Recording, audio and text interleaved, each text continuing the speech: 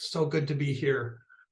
Just for the recording's sake, hello everyone who's watching the recording. My name is Phil GebbenGreen. We just had an introduction from Scott McCrae, and this is the Minnesota Enneagram. And we're talking tonight about allowing the Enneagram to change our lives.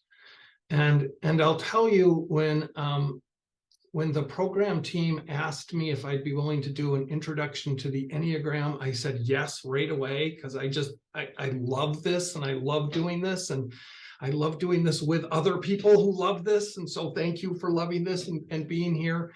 And I'm also aware of a temptation inside myself, and I felt it in people who study the Enneagram, and it's to do that. It's to study the Enneagram.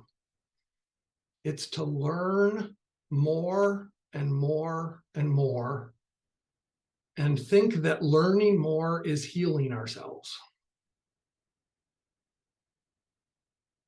And so I'm all for learning, love learning. And tonight, here's one of my invitations to you. And I can't see what you do on your little Zoom screen, so you do whatever you want to do. But here's my invitation. Don't take any notes. I am not going to say anything tonight that you couldn't find on Google with a quick search. Seriously, I am really intentional. There's no new Enneagram teachings coming your way at all. All we're going to do is remember what's right about us. And then we're going to remember together the ways that we forget what's really amazing and right about us. And then we're going to invite each other to come home. That's all we're doing. If you do, there will be some times that I'll ask you to write some things down. So if you have some pen and paper or need to get some pen and paper, feel free to do that. But what I invite you to focus on is, can you think of an example in your life of what we're talking about? So just writing down a new insight about your type, it's only a new insight about your type if it's actually impacts your life. If you're like, oh yeah, I see how I did that 5 minutes ago. And I see how I'm doing it right now. You know, the passion for type 8 is lust, it's intensity. Right now, my inside engine is going 1,000 miles an hour. I would love to intensity you all into loving yourself right now. And I've got a lot of energy, and maybe I would do it, and it would be kind of fun to watch. But even more than wanting to intensity you into loving yourselves, I would like to love myself. I would like to be really present. And I would like you to be really present. So one of the ways we do this, one of the ways we practice, is that we start every meeting that we have together, and we do what we call a little centering practice. And so let's do that right now by just starting to become aware of our own breath.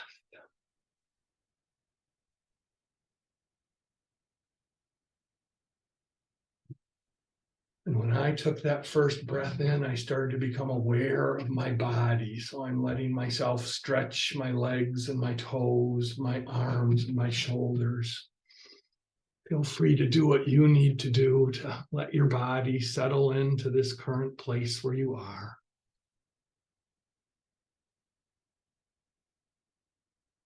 And together, let's allow the breath to do what it naturally does, which is to go into our heads, through our nasal passages, down our throats, past our hearts, and into our guts, connecting us in belly, heart, and mind with every in-breath and every exhale.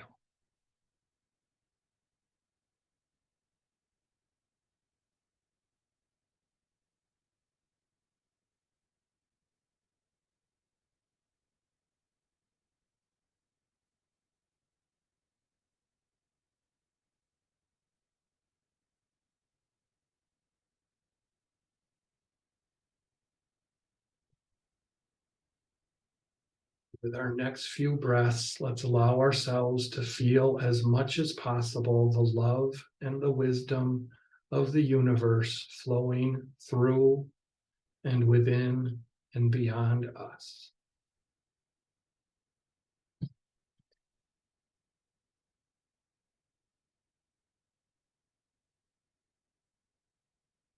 As we settle into this moment with grace, with truth, with trust. One more deep breath.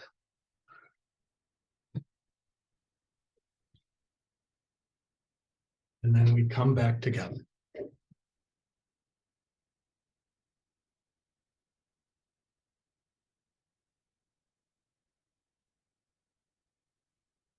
Okay, I'm gonna share my screen off and on throughout this evening's time together. And so I will start that right now. Okay, Scott, give me a thumbs up if you can see that. Okay, thank you.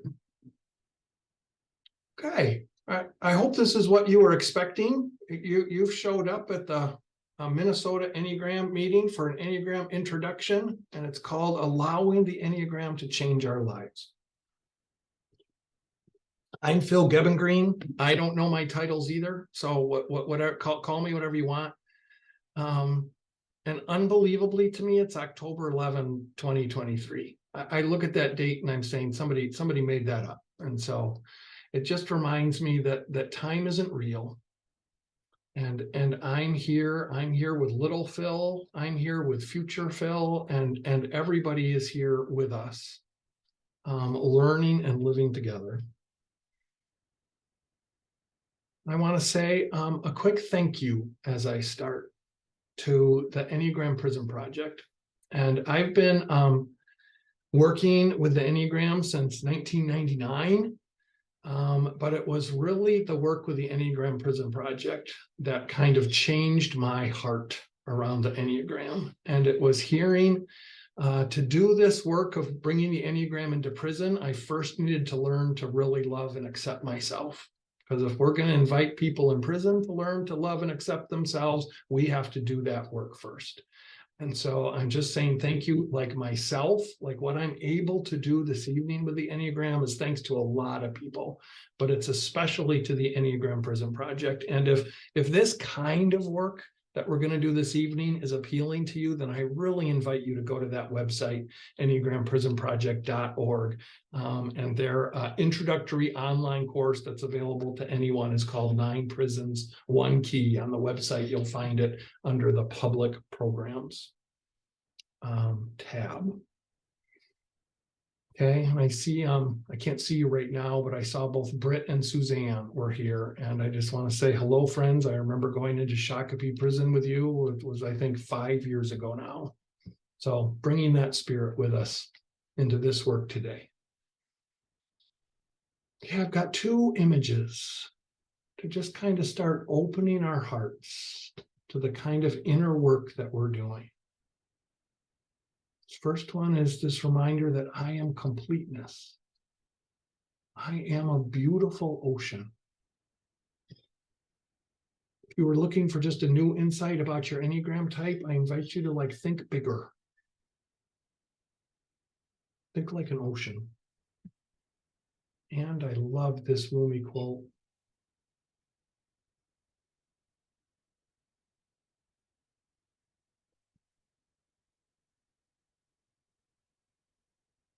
You are the entire ocean in a drop. And so we feel both our limitations and we feel the expansiveness inside of us.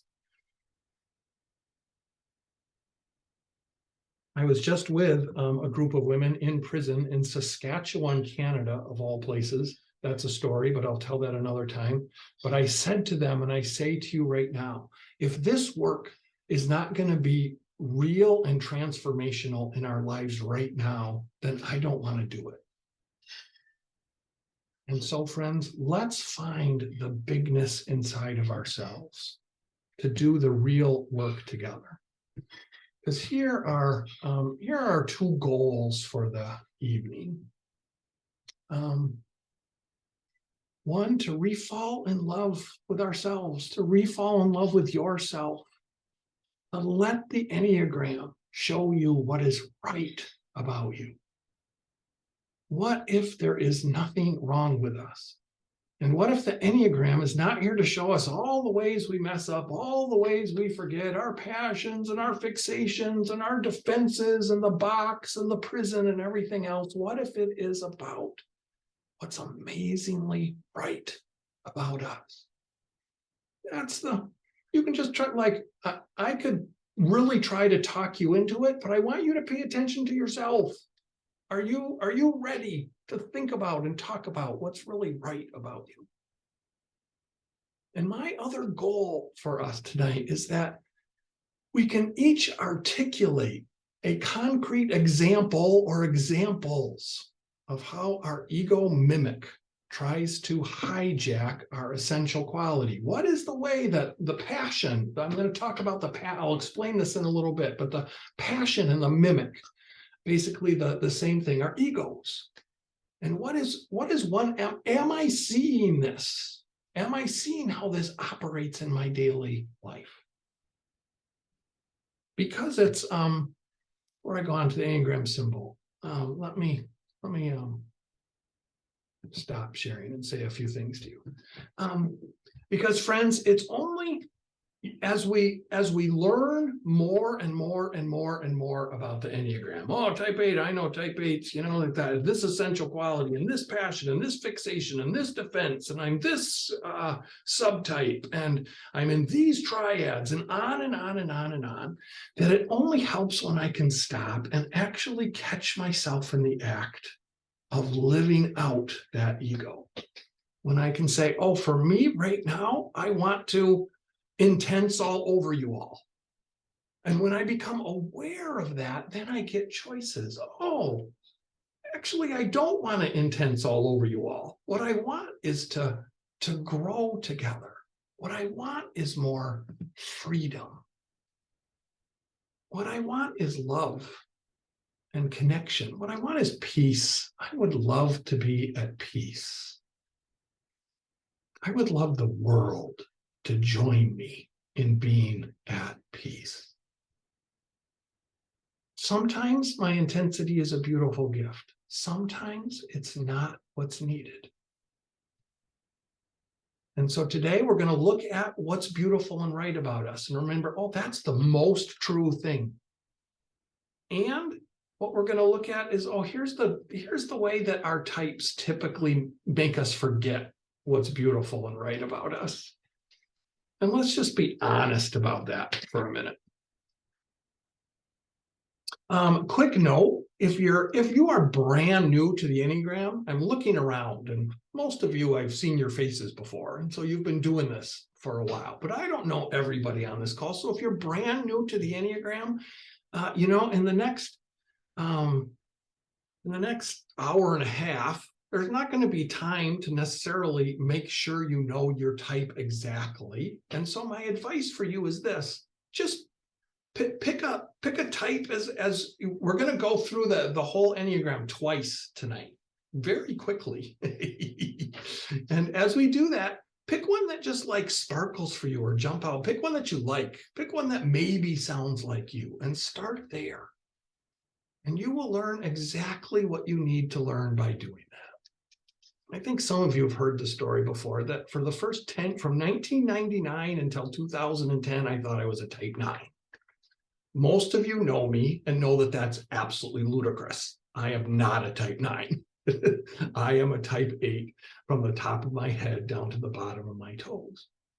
But I was doing the work that I could do at the time with as much self-awareness and self-compassion as I had then. And so I'm just giving you grace. If you're new to this, this is a complex system. And jump in wherever it feels good to jump in. And if you're not new,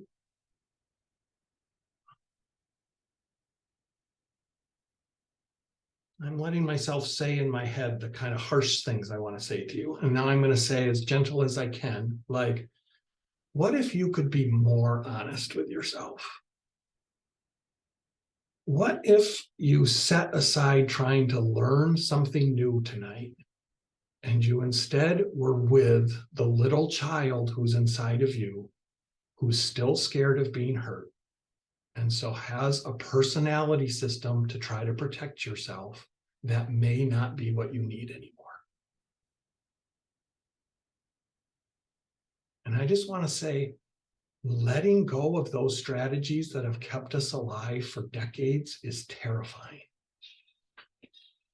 And it's so worth it.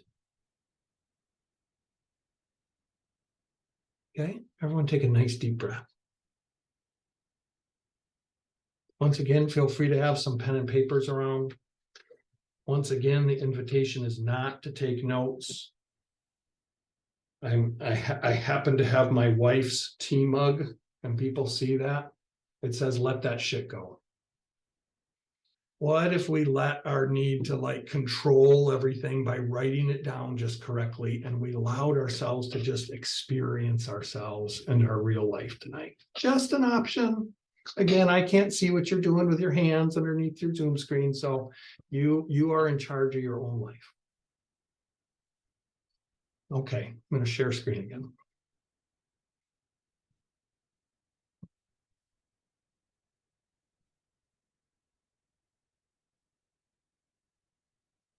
Okay, there's our goal.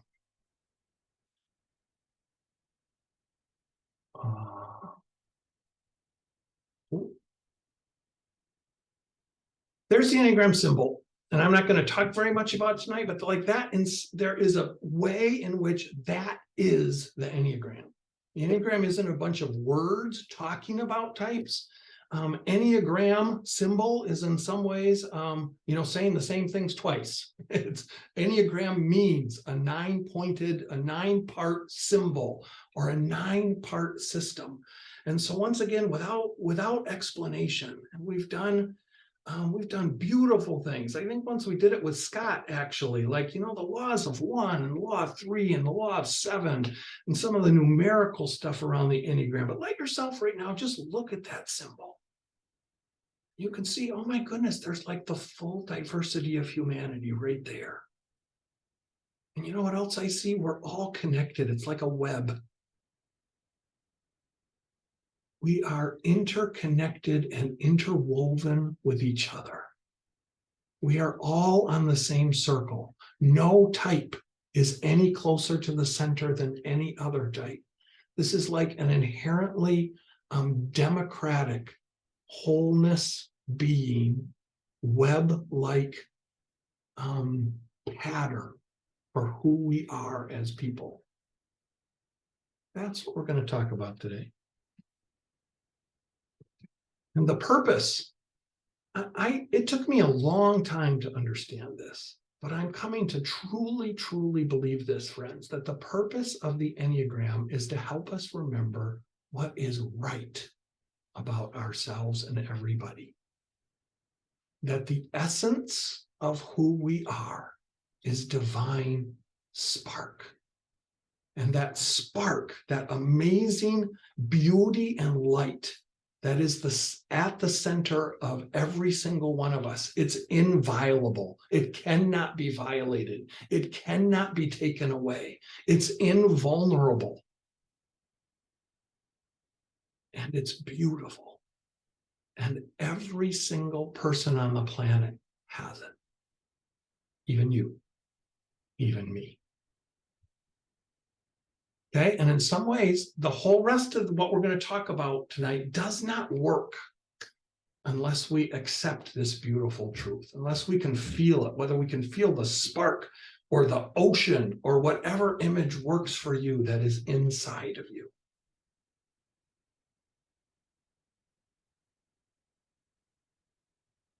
So, Enneagram of Essence. Here's your first chance to not write something down. Again, you could just Google Enneagram of Essence and you'll get like 50 things that will give you this exact information. In case you're going to write in chat, are you going to share your slides? The answer is no. Google it. There's nothing new here. This is old. This is something inside of you that you already know, that we're just going to use some words to remind ourselves that when you really look around, what's true of everyone, it's aliveness in the present moment, it's belonging, it's sacredness, it's love, it's the value that's in every person that shows the beauty of their true identity. It's the clarity that downloads the wisdom of the universe and makes us awake to the true joy of who we are that makes us free. And when we are truly free, it starts all over again. We realize that we are alive in the wholeness of everything. See, we could just like keep going around the circle over and over and over again. This, friends, is what the Enneagram is about. If you're relatively new to the Enneagram, if you memorize anything, I recommend this list. Memorize the essential qualities. This is the most true thing about who we are. And it's even when our egos really kick in and even kind of use these, our deep desires for these essential qualities, not quite against us at first to protect us, but eventually against us, it's still our hunger for these qualities that gives us the energy to lose touch with these qualities. So let's just take a moment right now here. I'm just going to talk around the circle very briefly. And my goal here is just to help us all fall in love with every single type and with yourself. So if you're paying attention to anything right now, it's like, what's going on in your heart? Is your heart opening to every single type? Is your heart opening to your own type? Is your heart opening more to yourself? Both times we go through, I'll start with type 8 and I'll go around the circle and end at type 7. So friends, type 8s come to teach us about aliveness and immediacy. 8s are here to impact the world, but in their heart of hearts, they also want to be impacted by the world. 8s want to feel it all. The depth of pain, the realness of love, the loss, the truth itself, all of it. And when I am really present, then we also do this by leading with vulnerability and an openness that shows a kind of tender strength that invites everyone in. It's type 8. Type 9s come to teach the rest of us about belonging. This is a kind of belonging that 9s just hold within themselves, and they realize there's no work to do for this kind of belonging. This isn't a kind of belonging that is earned, it just is. And that absolutely everyone belongs. And so 9s bring this gift of accepting everyone exactly as they are. And when they really put themselves in the circle, then they bring a peace that blesses everyone in the world. Type 1s come to teach the rest of us about sacred and goodness. They are idealists who have a way of sensing, I can see how the world could be. And they're often on a mission to help make the world the kind of good and beautiful and perfect place that they can imagine in their hearts and minds. They care deeply about integrity, and they want their words and their actions to match that sense of deep moral rightness that they can feel woven into the whole universe. And when they're really present, type 1s know this is what I'm meant to take care of, and this is already perfectly being taken care of by something that's bigger than me, and I can lay that down. Type 2s. Type 2s come to teach the rest of us about love. There is a sweetness about type 2s in the ways that they nurture and care for others, a genuine altruism that sees beauty and possibility in every relationship. And when I'm really present as a type 2, I am part of the flow of love that is in everything, that flow of both giving and receiving. It's a kind of divine reciprocity. And it makes the whole world work. It's the gift of type 2. Type 3s come to teach us about the value and the radiance of themselves and every person. Type 3s have a real preciousness about them, an inherent value that is separate from anything they do or any image they want to put out into the world. From their heart of hearts, type 3s have a quality that shines in the world, where they know their own value and they know the value of the people around them, inspiring us all. Type 4. Type 4 comes to teach the rest of us about authenticity. When I am really present as a type 4, I have a way of noticing what's beautiful, and I can find beauty and meaning in unusual places. I have a big empathetic heart as a type 4, and I want to intimately understand and meet people exactly where they are, even in the complexity of an emotional life that is all over the map, being with people in both the joy and the pain. Type 4s know how to find what is really purposeful and beautiful in each one of us down to the depths of our hearts. Type 5s. Speaking of the depths of your hearts, everybody take a nice deep breath down into the depths of your own heart.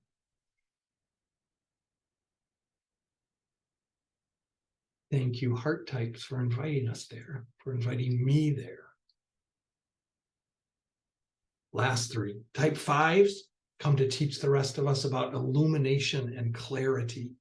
Type 5s have a way of looking deeply into things and investigating to see what's going on underneath the surface. Is there more here? Is there something that someone hasn't thought about?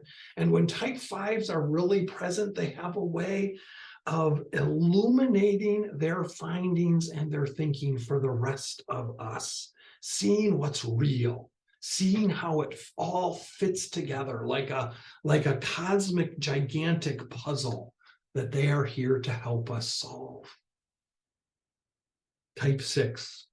This is my favorite essential quality on the list, awakeness.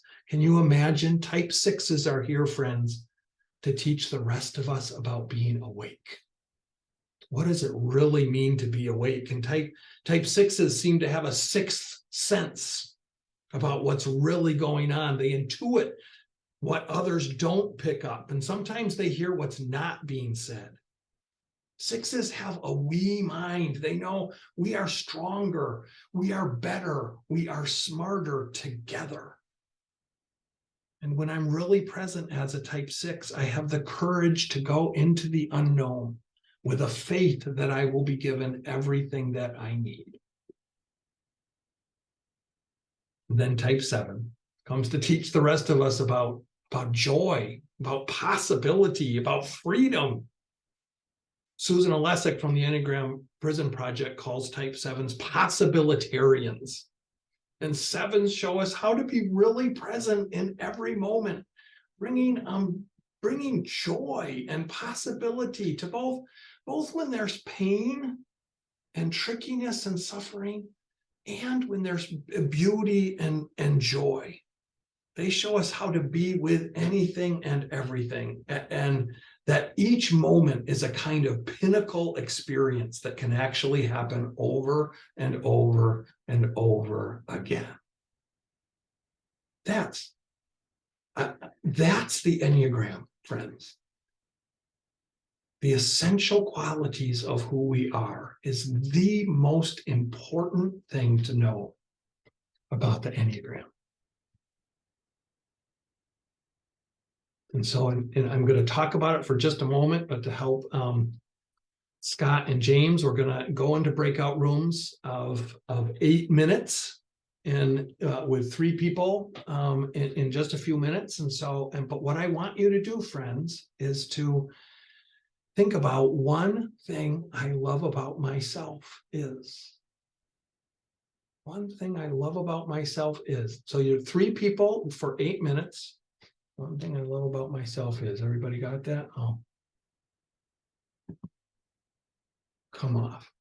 And if it came up because you saw something about your type and your essential quality that you want to build on, that would be great. But I actually don't care. If you find something you love about yourself, just say whatever you want. And so that's about 2 minutes each, right? You'll say hello, get to know who's in your breakout room, and just quite briefly, what's something you really love about yourself?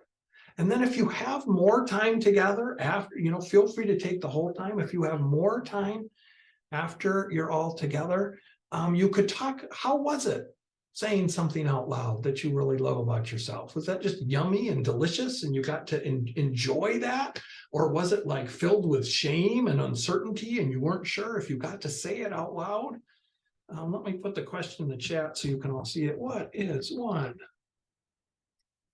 thing I'm going to add the word really love about yourself? Such a simple question. Okay, Scott, checking in. What do we need to know? I think we're ready to go. If you're ready. I'm ready. All right. So I'll send you into groups. There'll be 3, maybe a couple groups of 4. And here you go. And you'll just need to accept the room invitation.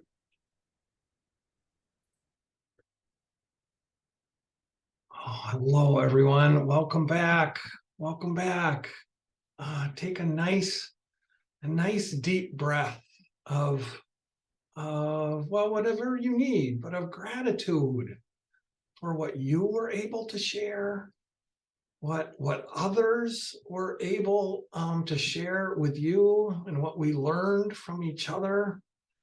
I would love to just hear from 1 or 2 people about how was that loving all over yourself. Anybody?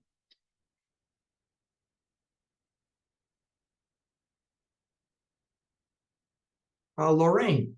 Yeah, I am a 2, and I realized that for the first time, I was consciously aware of just talking about me, not talking about how I love taking care of everybody and doing all these things.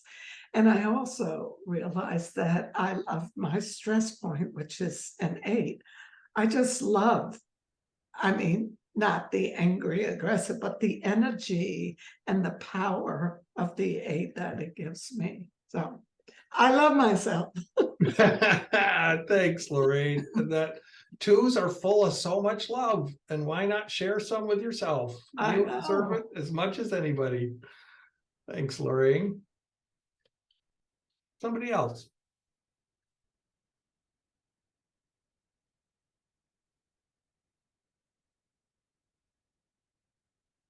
Well, I can say something real quick. Thanks, Peter. Yes. Yeah, I was when you were talking about the 4s going around the circle, I'm a 4, and I shared in the group that I got kind of emotional about that, and then Gail was kind enough, she'd add, drilled down and asked me questions about that, and it was, I think, just hearing the truth, sort of lining up with, it's easy to get down on ourselves, and just hearing the unvarnished truth just the way it is, and kind of reminding myself that, oh yeah, these good things. So yeah, it was just, yeah, so that was mine. So thank you. Yeah, that's the unvarnished truth of who you are, Peter. As a type 4, you are someone of depth and beauty who really wants authentically to know who you are and for everyone to know who they are and to be seen and to see yourself. That is not like, oh yeah, well, that's something. Now let's go on and what's for dinner. But like that is something worth spending time on. That's something worth being honest with ourselves about. So when we talk about, like present, let's be present, let's have self-awareness. And we can mean in these things like, oh, let's be present from all the craziness and busyness of that's really our life. And in this moment, I'm going to like breathe and meditate and light. Oh, that's nice. Now back to it. Or we think, okay, yeah. We've got these essential qualities, Phil, but now let's get to the real stuff. Right? Let's get to the down and dirty. The unvarnished truth about who we are is our essential quality.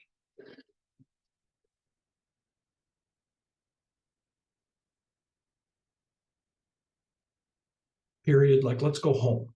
Like, let's, this, like, that's it. Like, really, we could stop here. And what I'm going to suggest now is that this essential quality is so essential to who we are that it's all the ego has to work with.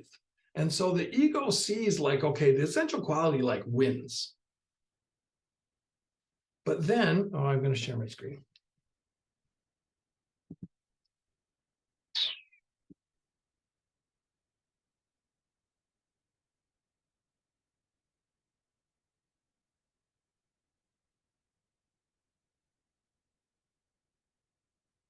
Oh, yeah. Okay, but then what happens is our ego says, okay, I can never have that.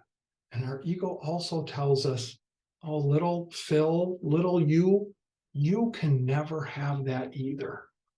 And so let's make a mimic that looks as close as possible to that thing.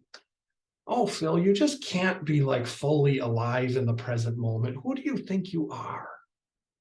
And so, Phil, what you could be is really intense. You could have this full lust for life. And when you're really intense, then it feels like you're alive. We call this the passion of the type. It's the emotional driver of our personality. And it's how the ego says to us, you can get so close to your essential quality, but you can never just rest in the essential quality. You know that, Phil, right? And so let's do the best we can over here. And then I'll just be tipping my hat to it tonight a little bit. And the way back is always the virtue of the type. So we'll go through all 8 types and do this. But here's kind of the story. Oh, so there they are. We're going to talk about these briefly for each of them, but there they are. Lust, sloth, anger, pride, vanity, envy, greed, fear, and gluttony. So the choice is always like this. Is it, ooh, sorry. Oh man, that's coming. It's like this. Do you want this? Or do you want this? This is what's completely available. Your divine spark knows this is the most true thing about you every moment. And Peter's heart knows it's true. And he's kind of getting a little choked up, just recognizing the unvarnished truth of it. Thanks for that, Peter. And most of us spend most of our time here. Why do we do that? We do that because as a little child, and I mean a little child, I think this starts at birth, because every one of us were completely connected to the oneness of who our mother was, and then we get thrust out into the world. And we have to start making it on our own. And even the bestest parents can't really see us for who we are, can't be there every moment when we need someone, can't meet each of our needs. And so we have these moments when we're alone and when we're sad and when we're terrified, and when we're limited in ways that we don't want to be limited, and when we're not seen for who we really are. And so we do the best we can. And part of what I love about this picture, it's such an adorable expression, but also that this little guy, he's holding this teddy bear, and can you see in each hand he's got a cookie? Like he's doing the best he can to like, oh, something's happening out there that I can't control and that is too much for me. And so I'm going to grab the things I know to grab that make me feel a little bit better. And the most powerful thing we grab in that moment is our essential quality. We grab it and we try to make it work for us in whatever way we can. And okay, here's a quick Phil story. Ready? You got that picture from here to here. Here's two things I know about my childhood. Here's one. When I was about 2 years old, I'm the youngest. I have two older sisters, quite a bit older than me, and then me. And so after I was born and I was 2 years old or so, my parents, God bless them, started to go back on dates again. I am so happy my parents started to go on dates again. All parents should go on dates. When my parents went on a date, I'm told, I cried, I bawled my eyes out. I made babysitters miserable by crying the entire time till I lost my voice. Then I'd wait a little bit till I found it again, and then bam, back at it. I was, for whatever reason, terrified and angry and blazingly sad about not having my primary caretakers at home. Now, here's my next memory.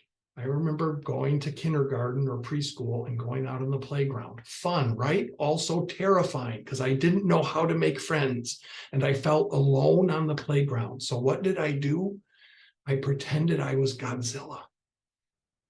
I didn't have a teddy bear and I didn't have cookies on the playground. So I created a Godzilla suit and I zipped it up. And I would walk around the playground and I wouldn't actually stomp on anyone or breathe fire at anyone, but I felt protected.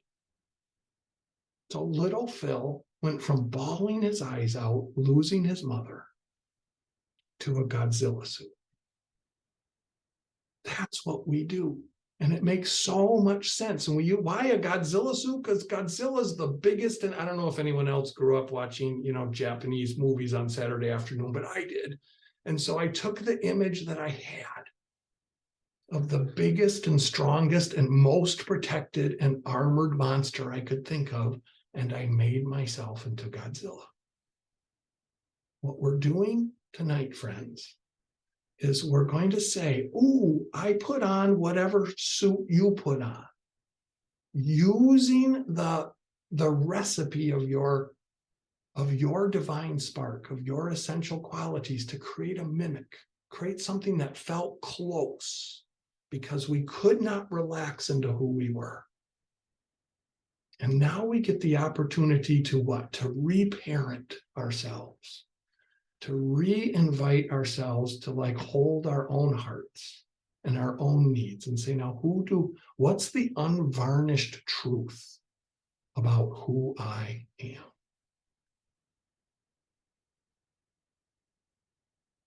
So what I'm going to do now is go pretty quickly. We're gonna take a little break. We're gonna do 3 types, take a little break, 3 types, not like a potty break. Although you can do whatever you want, take care of yourself. We're just gonna take a little journaling break in between each of these 3 types. And we're gonna look at how does this mimic work?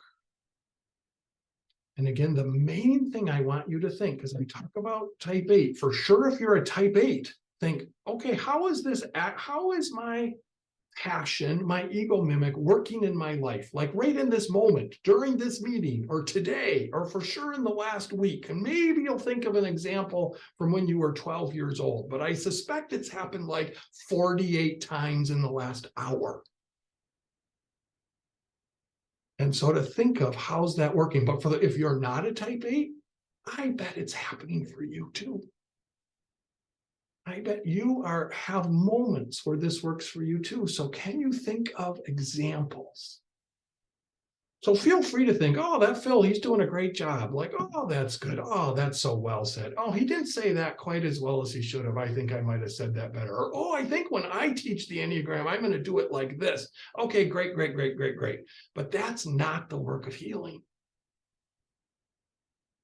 The work of healing is taking this in and see how it works in my life. And can I catch myself in the act and with compassion and love say, oh, hello.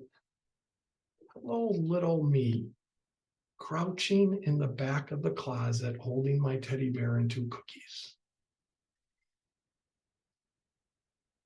Is it time to come out of the closet? Is it time to be honest with myself about the unvarnished truth of who I am? And is it time to let that shit go?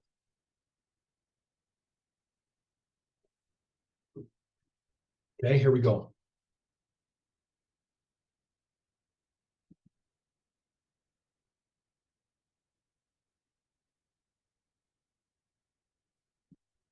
Love that picture. Type 8.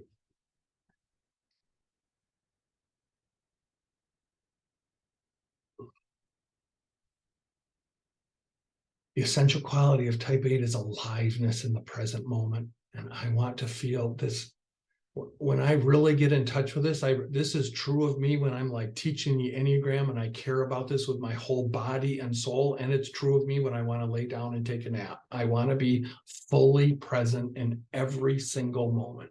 And when I'm a little scared Phil who doesn't know how to be on the playground, I can't believe I can just be alive and that's fine. That I've got to create some kind of, or when I'm being way worse than alone on the playground, when the hurts and the troubles of life come at me, my ego mimic works and it's called lust. And what lust is it's intensity. It's a lust for life. It's saying, I want to grab everything by the horns and ride it for as long as I can. It can be, every one of our passions can be a beautiful gift and has led us into all kinds of great things. It's also an addiction that ruins our life. And so as a type 8, I am addicted to intensity and exuberance and being bigger than life. I am almost constantly in search of impact. I can just feel my guts churning right now. Holy cow, do I want to impact you all? And so I can also laugh at myself.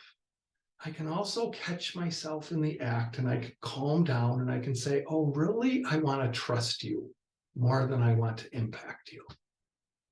And so let's do this work together. And when I can remember my basic innocence, like that little boy with the in the picture, when I can remember your essential innocence, then I can come back and rest in what's really true, aliveness in the present moment. That's how this works, friends. The Enneagram is this simple. And learning about your defense mechanism and your fixation and your instinctual subtype and your triadic self, all of that is good and beautiful and important, and a big thumbs up to all of it. But if we don't understand, this is the basic engine that makes an entire personality run. So again, if you're a type 8, I want you to be thinking, how does this passion of lust, intensity, exuberance, being bigger than life, being stronger than any weakness, how does that work for you? Okay. Type 9. Remember, the type 9s come to teach us about belonging, about wholeness, about unity. But when I'm a little type 9 and I can see, whoa, that's not working. Like there's conflict, there's hurt, there's anger, there's misconnection happening. I'm not being seen. That the mimic what the ego says to me very intelligently to my 2-year-old self, but is it still what we need to hear? It's very intelligently says, oh, sloth will help you out. And sloth it's not laziness. It's a psycho-spiritual self-forgetting. It is, I am going to deaden my own senses, external and internal, so that I feel, at least have the illusion of comfortable. It's an inertia. If I'm moving, I like to keep moving. If I'm not moving, I don't really like to start moving. Why? Because I'm comfortable with the way things are. And I acquiesce and I accommodate because I am in kind of desperate search for harmony. And as long as I'm in the desperate search and I am numbing myself, then I forget that I belong already. And the way back for me is to step into what I know is true, is to step into the full alignment of who I am, is to wake up and be myself in the world. And then I know I belong, and I have no trouble remembering that everyone belongs. That is the basic story of every single type 9 on the planet. Type 9s. Can you see yourself in this story? Can you see it happening over the last hour, over the last day, over the last week?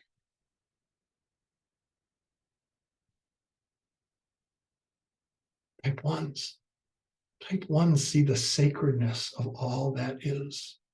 They see the absolute perfection of how the world is and how it could be. It's an unbelievable gift. And the mimic, what our ego says to us when it's like, oh my goodness, things are not the way they should be. And I think maybe I'm not only not good, I might be bad or condemnable. And so the thing I use to protect myself from the hurts and awfulness around me, but also from the voices of judgment in my own head, is anger.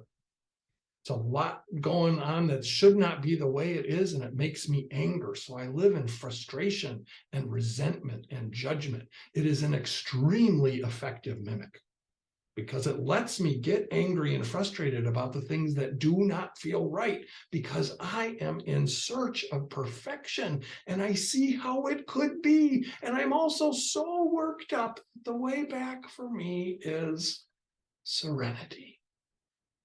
And I can remember, oh, actually, I'm a divine spark, and everyone's a divine spark, and everything is perfect already.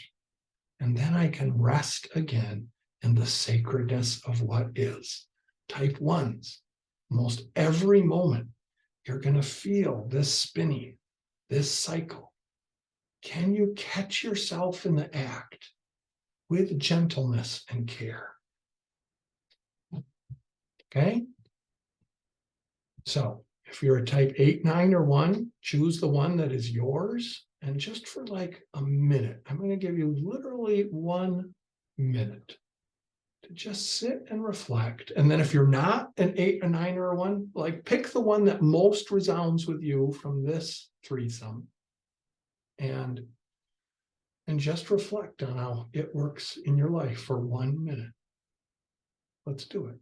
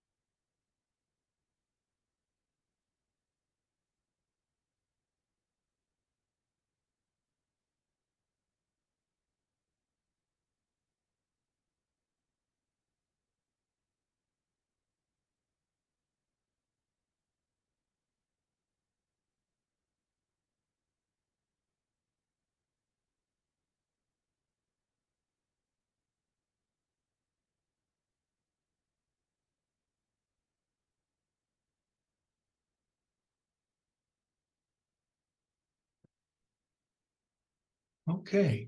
And if and people on the recording, I hope that you're doing this too.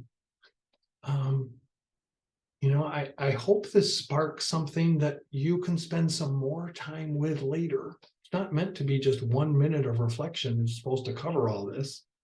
It just kind of gets you thinking. Where do these dynamics show up in your life?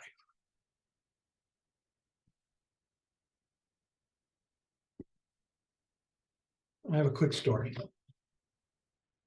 On Monday, I was with a different Enneagram group, and I was talking to type 9s about exactly what we just talked about. And so the mimic, or the passion of sloth, and how deadening myself can help myself be made comfortable. And I was asking, it was a panel of 9s, and so I was asking several 9s, and several of them had really deep stories about their relationship to their children, and their children reflected to them, "Dad, when you watch the news, you're not you." And so the dad had to like completely reevaluate like how he lost himself with his kids. Beautiful. Then another woman got in and she said, "Okay, I'm embarrassed to tell this story, but here's what happened yesterday. I went to the grocery store and I had a list of 3 things to get. And while I was driving to the grocery store, I realized, oh, I also need apples."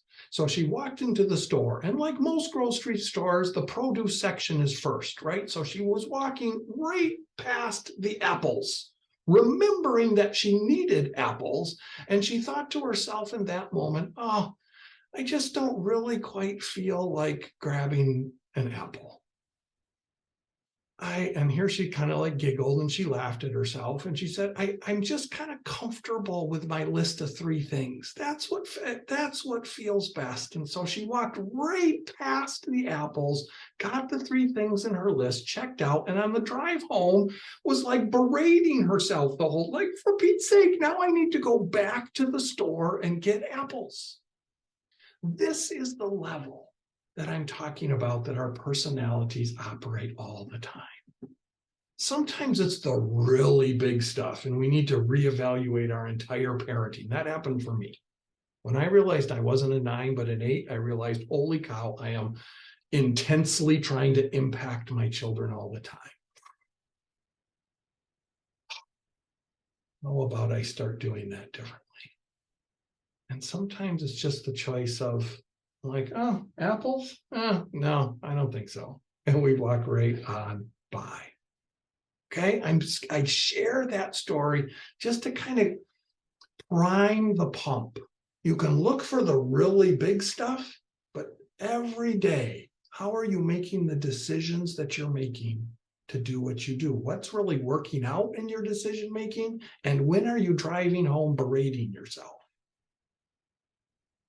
We have options, friends. We are free. Okay? Here's the next 3.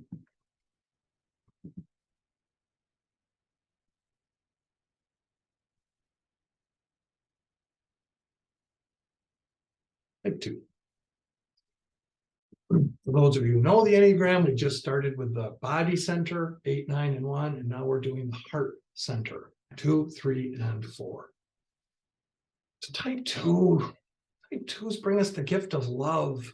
I always feel for type 2s because, like, oh, they're not a mimic of love. Love is just love, right? And the mimic is a really tricky mimic for type 2s.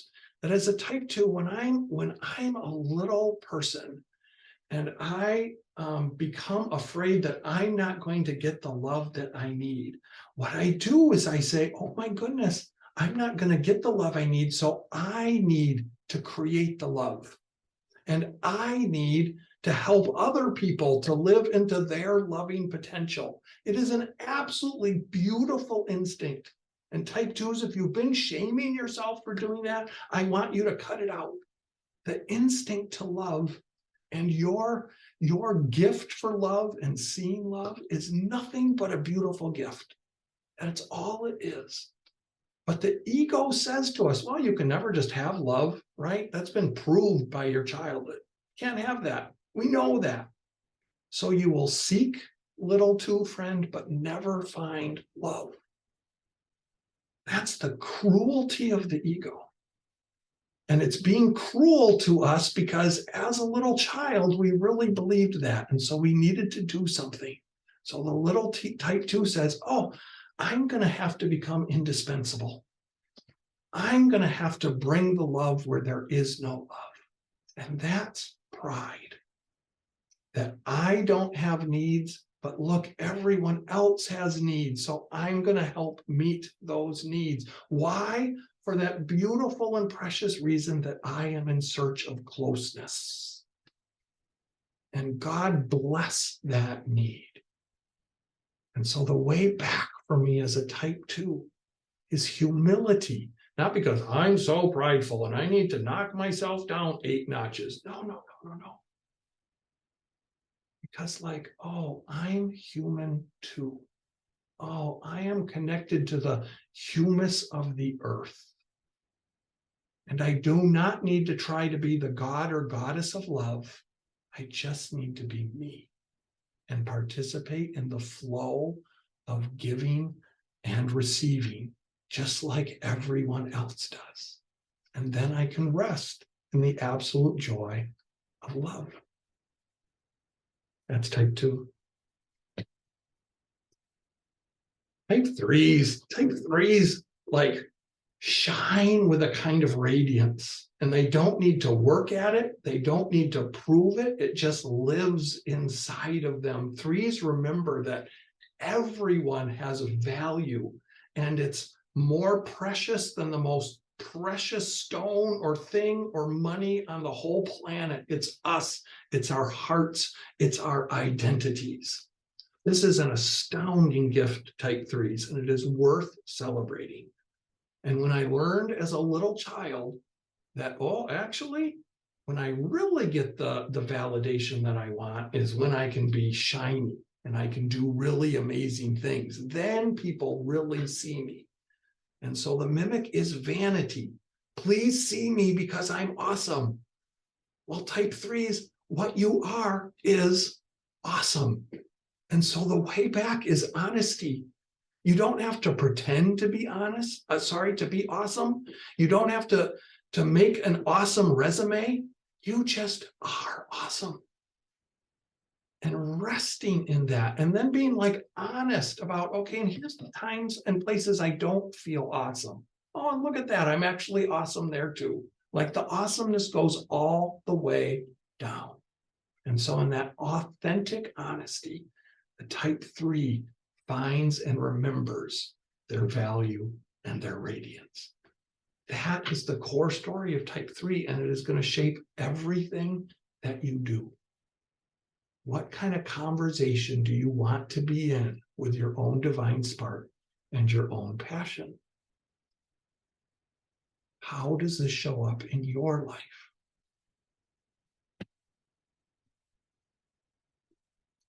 Type 4. I had to choose one word to put on these, so I chose depth.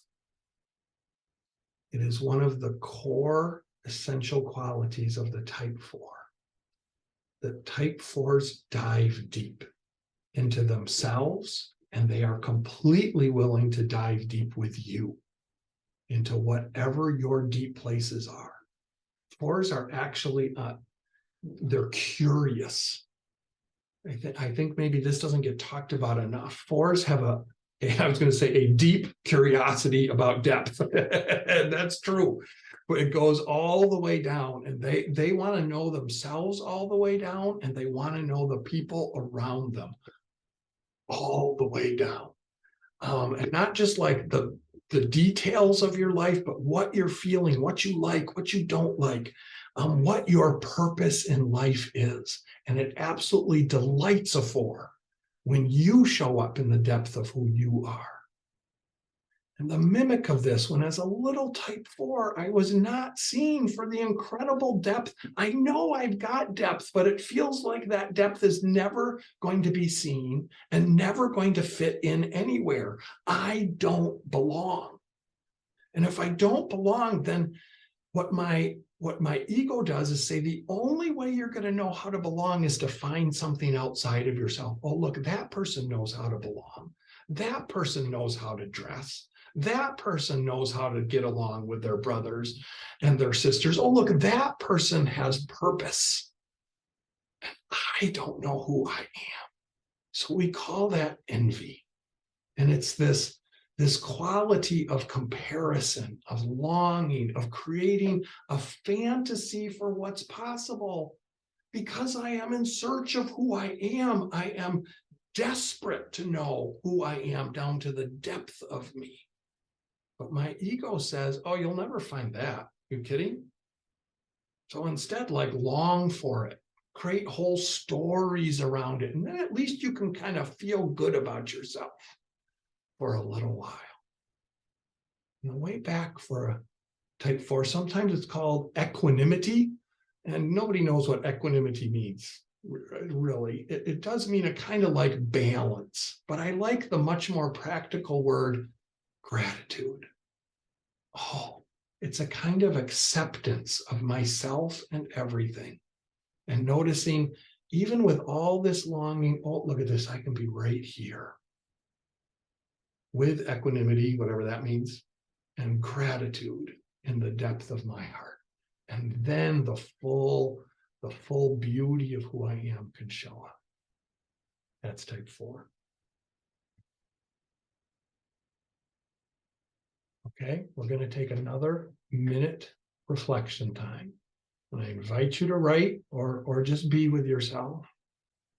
And again, if you're a 2 or 3 or a 4, to pick the passion that goes with you. And if you're not a 2 or 3 or a 4, to pick the one that just kind of resounded with you. What's one of these that works for you? And as much as possible, especially 2s, 3s, and 4s, can you think of specific times that this has happened in the last minute, in the last hour, in the last day, in the last week?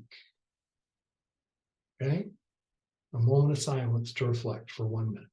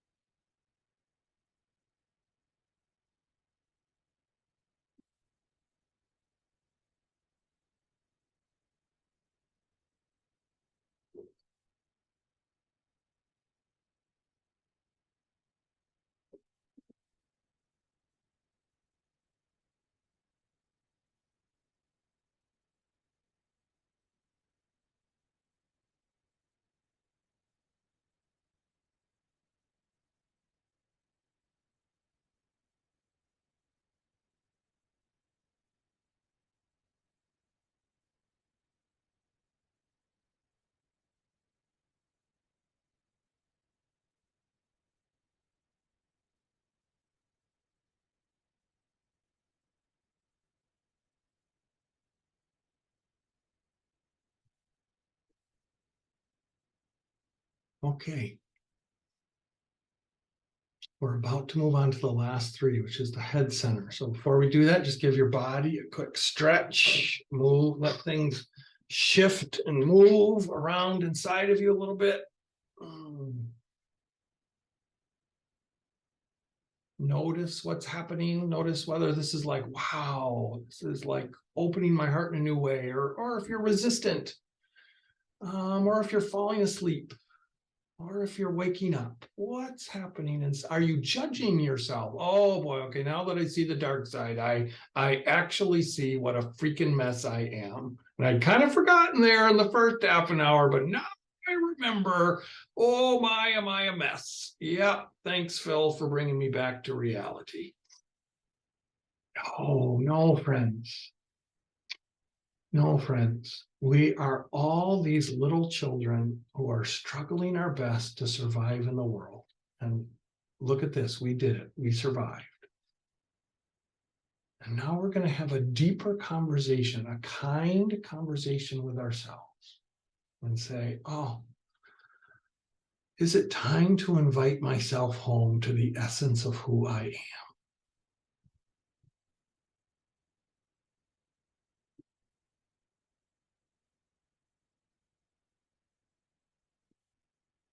Type 5. Type 5s bring the gift of clarity. And I love the word illumination. I want you to think of like light when you think of fives. And if you tend to think of fives as like, oh, they go off and hide, like, yeah, there's a piece of truth to that, but that's not the essence of who a type 5 is. The essence is light that they allow to shine into them and that they shine out into the world.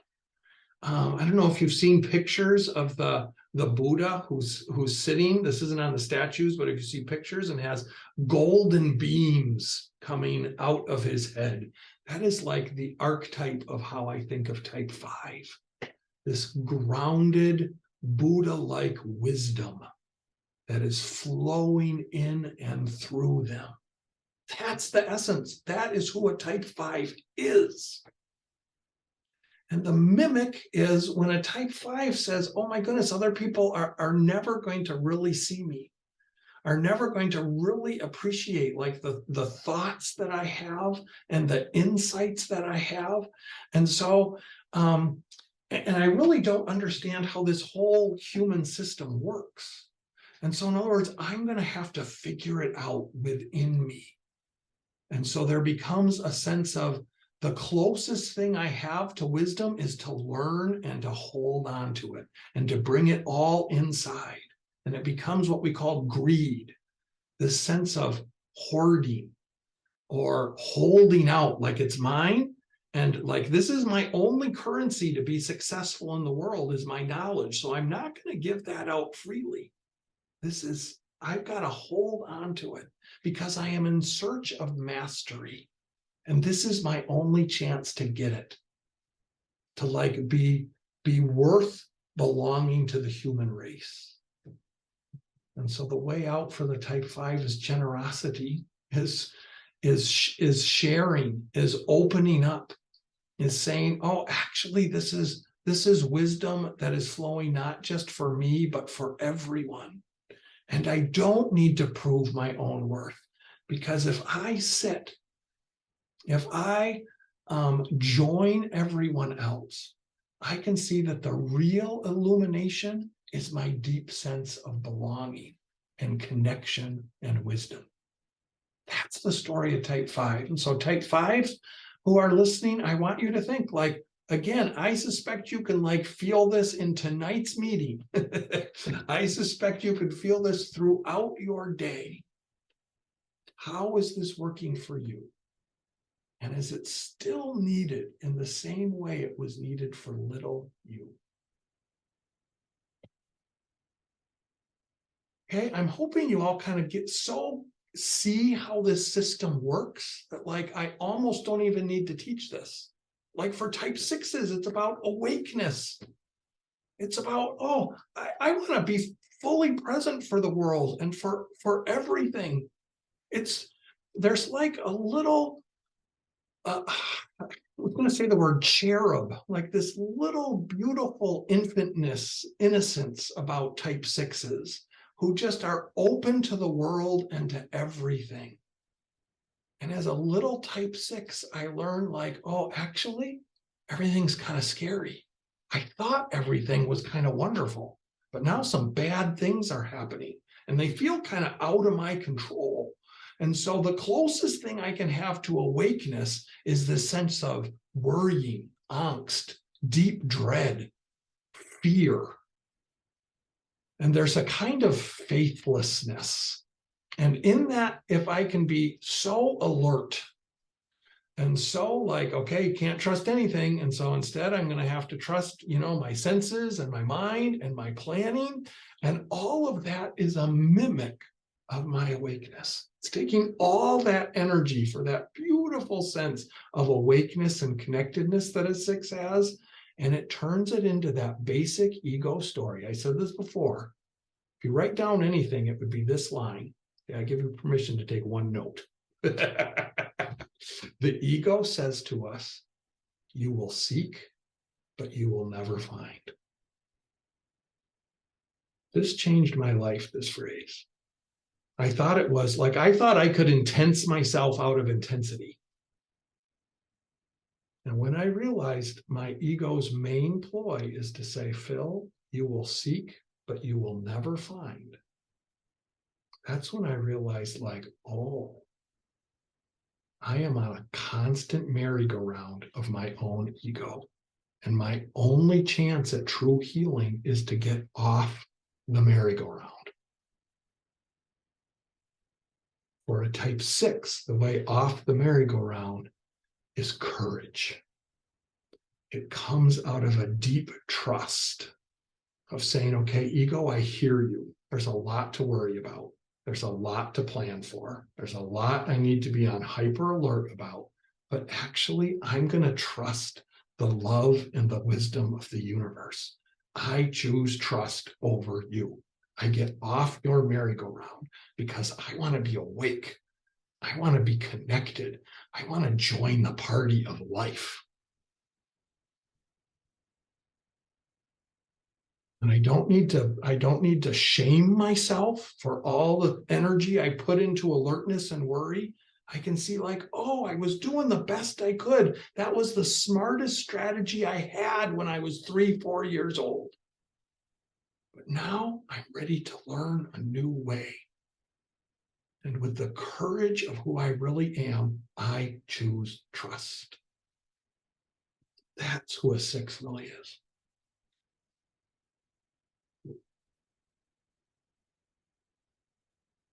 I forgot I put this in here. I just love this image. This is a type 6 image, but it's really for all of us. Things happen if I'm not prepared.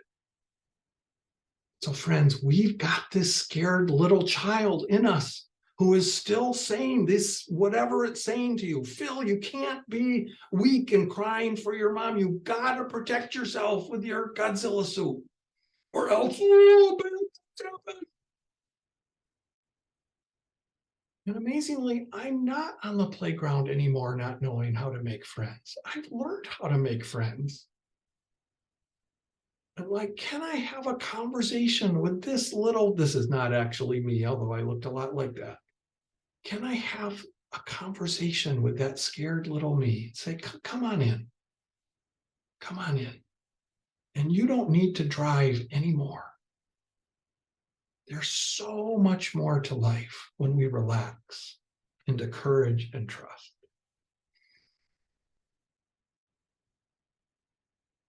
Type 7. Type 7s are about possibilities, about a joy, and a joy that kind of takes in all of life all the time. We are all free. So why are we letting so many things limit us? 7s have this great gift of like limitlessness. There are unlimited possibilities in every moment, and they're right. They're right. And so the mimic becomes for them, okay, I didn't, as a little one, I didn't get the nurture I need. So I need to nurture myself. And it becomes an act of gluttony. I am going to like give myself all the experiences I need. I'm going to make things more exciting. I'm going to increase the stimulation. I'm going to look, the grass is always greener over there, over there, over there, over there. Because I am in search of delicious experiences. So such a gift, even this mimic is to so many of us, but for the 7, it can become kind of a spinning wheel of excitation and stimulation, and grass is always greener. And so the way back is, sometimes it's called sobriety, or the word I put here was constancy. Oh, can I like stand on my own feet? Can I realize that I've actually gotten really good at nurturing and protecting myself, so that I can relax into the moment and recognize that I don't need to manufacture joy. Joy just lives inside of me. And when I don't try to manufacture it, but just be it, then I'm free. I'm free even from the tyranny of my own planning. Type 7. Oh, hi, Chelsea. So now, once again, a 1-minute exercise, and then we'll do a breakout room. So for 1 minute, you 5, 6, and 7s, I want you to choose the passion that is yours. And for the rest of you to pick the one that most resounds with you in this moment. And if you can, think of think of concrete examples of how this has worked in your life in the last minute, hour, day, or week. Okay, go.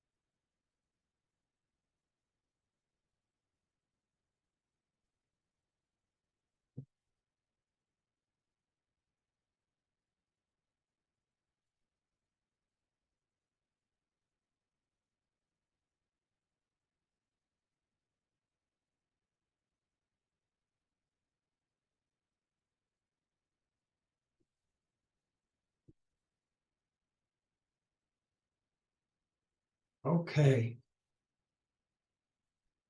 I get 10 minutes long. And so that means it's going to be so quick, friends, with 3 of you in there. And I expect some of you might have 4. So I really invite you to give everyone time, but choose the passion of the, here, I'm going to put them in the chat so you can see them. And you should be able to open up your chat in your breakout room and see this as well. Choose the passion of your type. And I remind you, with self-compassion for that little child inside of you who realized this is just the best you could do in that moment.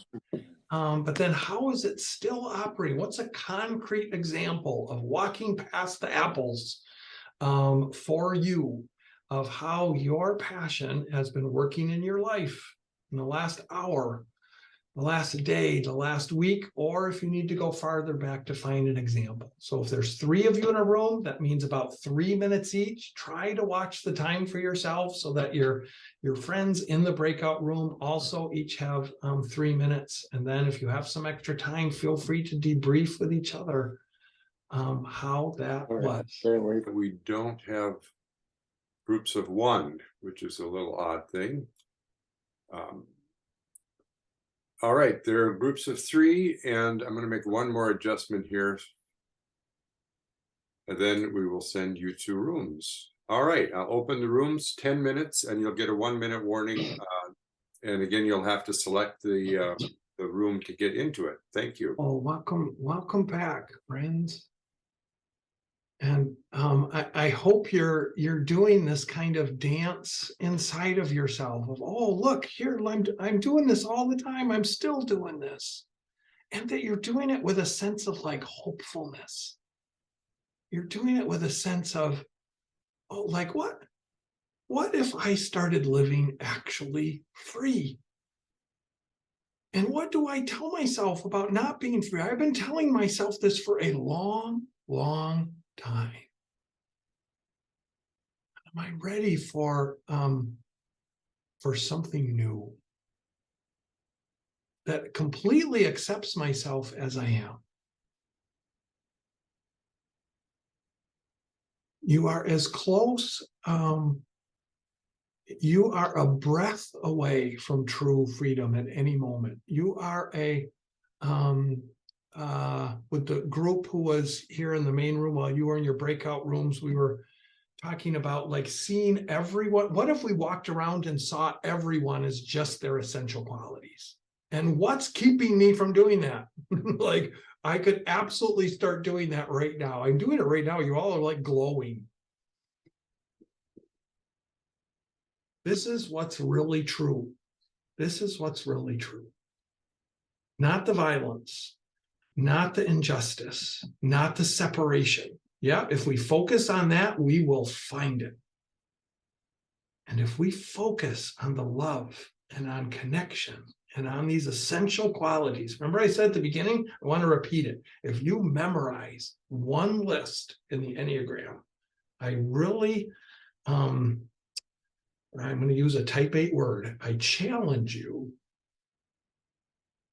to memorize 1 list in the Enneagram. I really challenge you to memorize 1 list in the Enneagram. I really challenge you to memorize 1 list in the Enneagram. I challenge you to memorize 1 list in the Enneagram. I challenge you to memorize 1 list in the Enneagram. I really to memorize the essential qualities and come back to it always. And if you're a teacher of the Enneagram, always start with and come back to the essential qualities. It is what the Enneagram really is. Okay, we have just a couple of minutes. Does anyone have something that you want to share that you're putting together in a new way this evening?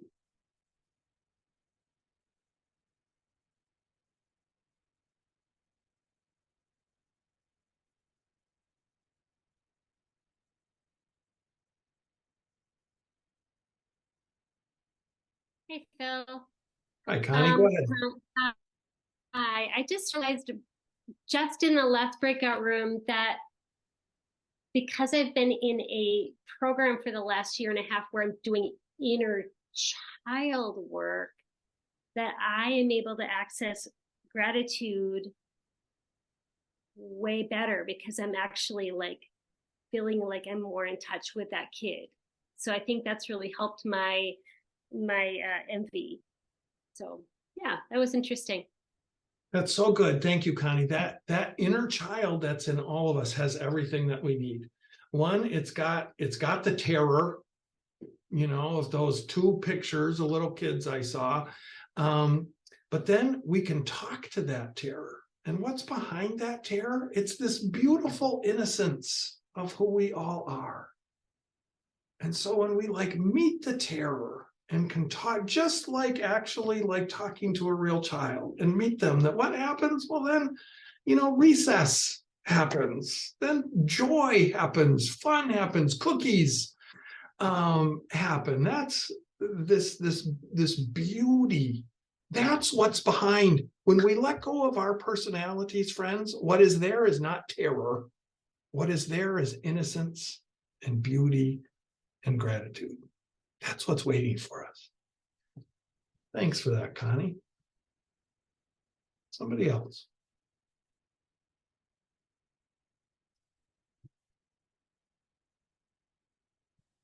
Hi, everyone. Thanks, Phil. Yeah, Roger. thanks, Roger. Here in New Zealand.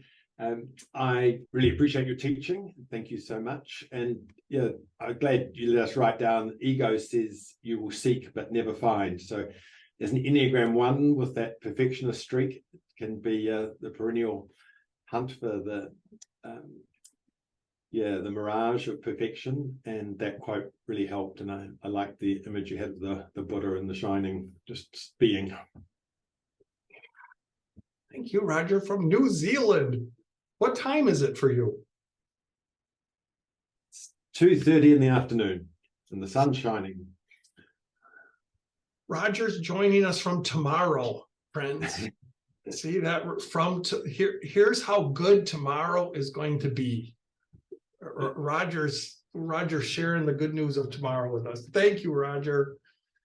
The world is not ending. We now know it. So we can live in trust for another day.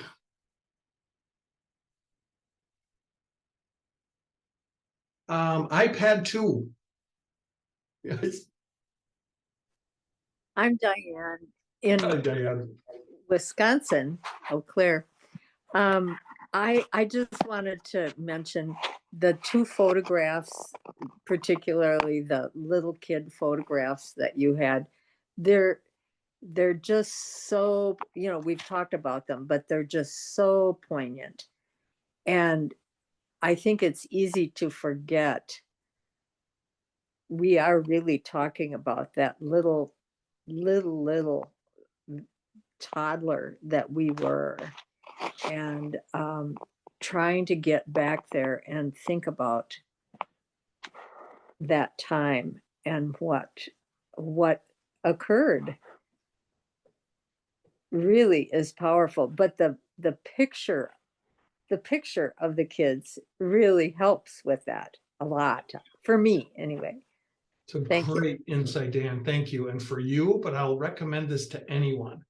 If you have a picture of yourself as a little child, I recommend putting it on your desk where you can see it, or by on the mirror when you get up in the morning, something, so that you can begin a kind of new conversation with the child inside of you. Maybe you've got some other way that will work, or you can join Connie in her, year-long program of getting in touch with your inner child. I'm not mocking that. I'm saying there are things that do this, and this is worth doing. Because we say this in the Enneagram Prison Project all the time. Trauma is not what happened to you. It's what happened inside of you as a result. So that even though most of us, most of the time, are not experiencing the scary things that happened to us as a child, something happened to us inside as a result. And it was tricky enough that we're putting on our Godzilla suit or whatever we're doing. And we've all been pretending to be, highly functional adults who have our act together. And here we are. And, I every once in a while put on my Godzilla suit when I need it. But mostly, I'm Pastor Phil and Enneagram teacher Phil and this, that, and the other thing. And really, so many of my actions are being run by that little child inside of me. So friends, what if we started accepting that child right now? And what if we tell that child, oh, there is nothing wrong with you? Actually, there is something powerfully right about you. Come on in. Let's play. Thank you all. I'm going to turn it back over to Scott to see if there's anything we need to finish, but this was absolutely lovely. Thank you so much from wherever you are in the world for being here. Thanks, Yes, Phil. let's give Phil applause, however you want to do that. And Phil, as usual, you have brought a wonderful, amazing aliveness to Enneagram Minnesota, and brought such an important reminder that we can't hear enough, that our essence is to be cherished and loved and enjoyed. So thank you for bringing your essence to us. We've been blessed by you.